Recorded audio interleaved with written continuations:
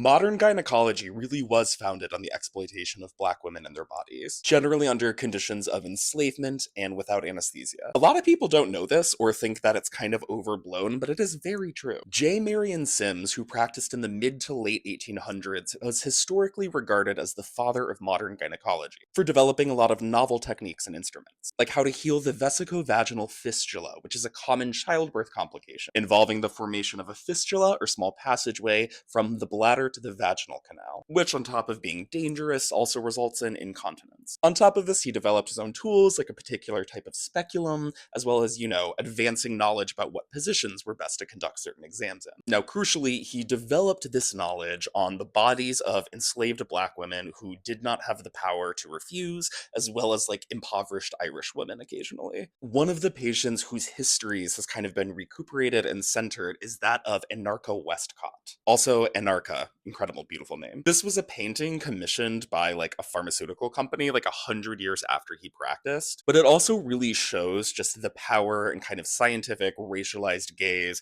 of these physicians and presents Anarcha, as kind of an inert, compliant subject. The biographer J.C. Hallman actually compiled a biography of her in her life called Say Anarcha, illuminating how she had experimental procedures performed on her without anesthesia. This has helped transition perspectives over time from J. Marion Sims as the father of modern gynecology to Anarcha Westscott as the mother of modern gynecology. There was actually a statue of Sims in New York City's Bryant Park for many years. And as knowledge of the history behind the medical knowledge he produced became more widespread, this statue gained a lot of harsh criticism, and rightfully so, leading to its eventual removal from Bryant Park in 2018. This story really gets at the heart of the complexity and violence underpinning a lot of biomedical knowledge, especially in the United States. Sims developed knowledge and techniques and instruments which really helped to found the field of gynecology, and against major pushback, he founded the first hospital for women in the country.